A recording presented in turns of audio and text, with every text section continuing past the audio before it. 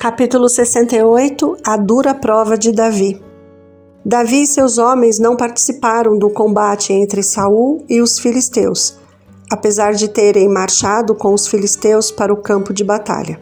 Enquanto os dois exércitos se preparavam para se enfrentar, o filho de Jessé ficou muito angustiado.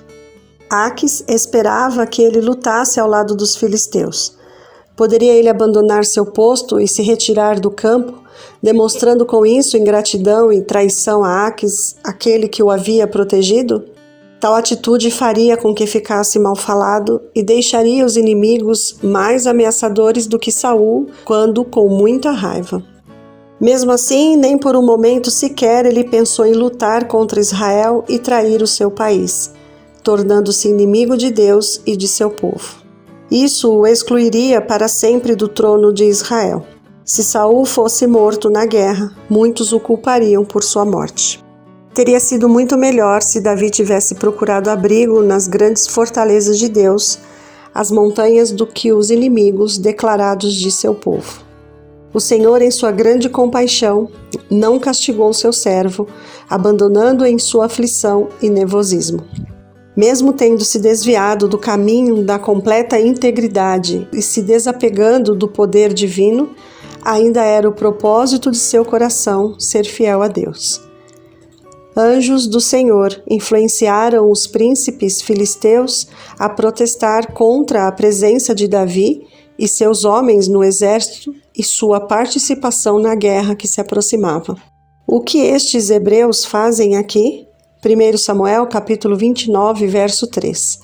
Gritaram os príncipes filisteus, amontoando-se ao redor de Aquis. Ele respondeu: Este é Davi, que era oficial de Saul, rei de Israel. Ele já está comigo há mais de um ano, e desde o dia em que deixou Saul, nada fez que mereça desconfiança. 1 Samuel capítulo 29, verso 3. De volta para Ziclag. Os príncipes insistiram com raiva: Mande embora este homem para a cidade que você lhe designou. Ele não deve ir para a guerra conosco, senão se tornará nosso adversário durante o combate. Qual seria a melhor maneira de recuperar a boa vontade de seu senhor, senão à custa da cabeça de nossos homens? Não é ele o Davi de quem cantava em suas danças? Saul abateu seus milhares e Davi suas dezenas de milhares? 1 Samuel capítulo 29, verso 4 e 5. Eles não acreditavam que Davi lutaria contra seu povo. No calor da guerra, ele poderia causar maior prejuízo aos filisteus do que todo o exército de Saul. Aquis chamou Davi e disse: Juro pelo nome do Senhor que você tem sido leal. Desde o dia em que você veio a mim, nunca desconfiei de você. Mas os governantes não o aprovam. Agora, volte e vá em paz. Não faça nada que desagrade os governantes filisteus. 1 Samuel, capítulo 29, versos 6 e 7. Assim, Davi foi libertado da armadilha em que estava preso. Depois de uma viagem de 3 dias, Davi e seu grupo de 600 homens chegaram a Ziclag, seu lar filisteu. Porém, eles avistaram um cenário de destruição. Os amalequitas tinham se vingado das invasões de Davi em seu território e atacaram a cidade de surpresa, enquanto esperava desprotegida. Eles a roubaram e queimaram. Depois foram embora, levando todas as mulheres e crianças como prisioneiras e muitos objetos. Horrorizados e espantados, Davi e seus homens olhavam em silêncio para as ruínas ainda em chamas. Então um terrível sentimento de perda tomou conta do coração daqueles guerreiros acostumados com a guerra. Então Davi e seus soldados choraram em alta voz, até não terem mais forças. 1 Samuel capítulo 30, verso 4. Nesse momento, Davi colhia, mais uma vez, os tristes resultados de sua falta de fé, que o levou a se colocar entre os inimigos de Deus e de seu povo. Os seguidores de Davi se voltaram contra ele, como se ele fosse a causa de toda aquela desgraça. Os amalequitas ficaram com raiva de Davi depois que ele os atacou. Davi confiou demais na segurança que sentia em meio aos filisteus e deixou a cidade sem proteção. Enlouquecidos pela tristeza e raiva, seus soldados ameaçaram apedrejá-lo. Davi é tentado a desanimar. Tudo o que Davi mais amava na terra lhe foi tirado. Saul havia expulsado do país. Os amalequitas tinham destruído sua cidade. Suas mulheres e seus filhos haviam se tornado prisioneiros e seus amigos o haviam ameaçado de morte. Naquele momento de extremo desespero, Davi buscou a ajuda de Deus com profunda sinceridade. Ele fortaleceu-se no Senhor. 1 Samuel capítulo 30, verso 6. Ao se lembrar das muitas provas do cuidado de Deus. Quando estiver com medo, confiarei em ti. Salmo 56, verso 3. Era isso que seu coração dizia. Ainda que ele não conseguisse ver nenhuma saída para seus problemas, Deus lhe mostraria o que fazer. Mandando chamar o sacerdote Abiatar, Davi perguntou ao Senhor: devo perseguir esse bando de invasores? Irei alcançá-los? E o Senhor respondeu: persiga-os. É certo que você os alcançará e conseguirá libertar os prisioneiros. 1 Samuel capítulo 30, verso 8. Davi e seus soldados saíram imediatamente atrás dos inimigos em fuga. Eles marcharam tão rápido que 200 dos homens ficaram tão cansados que tiveram que parar para descansar. Davi continuou com os 400 homens que restaram. Avançando, eles encontraram um escravo egípcio que parecia estar quase morrendo de fraqueza e fome. Quando foi alimentado, voltou à vida. Ele tinha sido abandonado pelas forças invasoras para morrer ali. Depois de receber de Davi a promessa de que não seria morto nem entregue ao seu mestre, ele concordou em levar os homens até o acampamento inimigo. Ao se aproximarem do acampamento, viram uma cena de bebedeira e folia. Os homens do exército vitorioso estavam espalhados pela região, comendo, bebendo e festejando os muitos bens que haviam tomado da terra dos filisteus e de Judá. 1 Samuel capítulo 30, verso 16. Davi ordenou o ataque imediato. Os amalequitas foram surpreendidos e ficaram totalmente confusos. A batalha continuou até quase todos os inimigos morrerem. Davi recuperou tudo que os amalequitas tinham levado, incluindo suas 2 mulheres. Nada faltou, nem jovens, nem velhos, nem filhos, nem filhas, nem bens, nem qualquer outra coisa que fora levada. Davi recuperou tudo. 1 Samuel capítulo 30, versos 18 e 19. Se não fosse o poder de Deus, os amalequitas teriam matado todas as pessoas de Ziclag.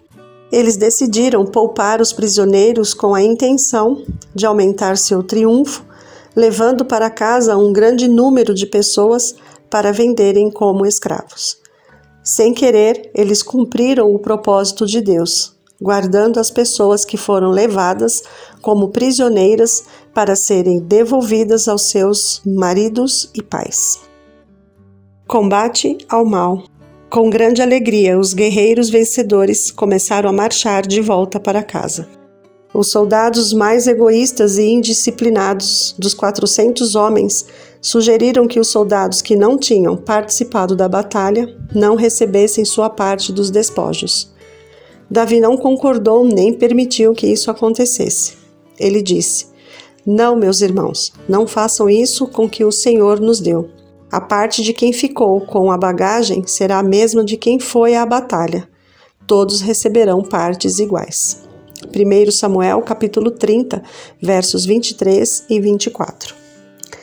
Davi e seus homens capturaram grandes rebanhos e gados que pertenciam aos amalequitas, que foram chamados de despojos de Davi. 1 Samuel capítulo 30, verso 20. Voltando para Ziclag, ele enviou presentes de seus despojos às autoridades de Judá, à sua tribo.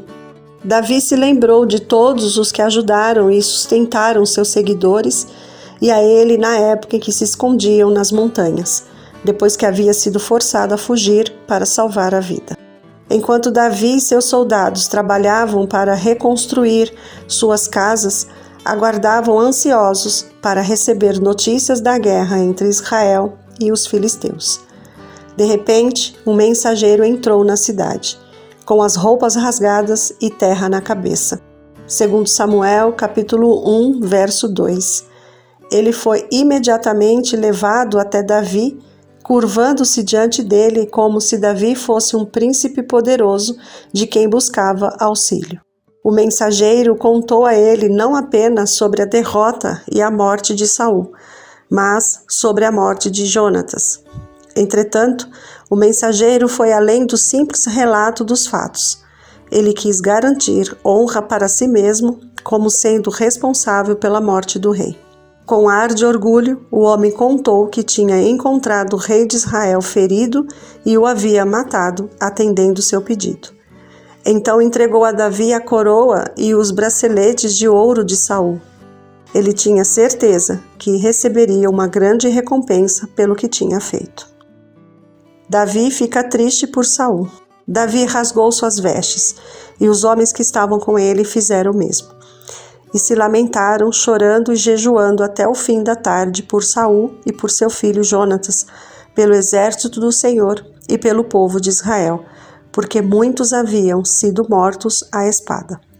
2 Samuel, capítulo 1, versos 11 e 12. Depois que passou o primeiro choque das terríveis notícias, Davi voltou a pensar no estranho que tinha trazido as notícias e no crime de que ele era culpado, segundo suas próprias palavras. De onde você é? E ele respondeu: Sou filho de um estrangeiro, sou amalequita. Davi lhe perguntou: Como você não temeu levantar a mão para matar o ungido do Senhor? 2 Samuel, capítulo 1, verso 13 e 14. 2 vezes Davi havia se recusado a levantar a mão contra aquele que tinha sido consagrado a governar Israel pela ordem de Deus. Contudo, o amalequita acusou a ser mesmo de um crime digno de morte. Davi disse: Você é responsável por sua própria morte. Sua boca testemunhou contra você, quando disse: Matei o ungido do Senhor. 2 Samuel, capítulo 1, verso 16. A tristeza que Davi sentiu pela morte de Saul era sincera e profunda, demonstrando a grandiosidade de seu nobre caráter. Ele não se alegrou com a derrota de seu inimigo. A barreira que o impedia de assumir o trono de Israel tinha sido retirada, mas isso não lhe trouxe nenhuma alegria. De toda a história da vida de Saul, ele apenas se lembrava de sua nobreza e realeza.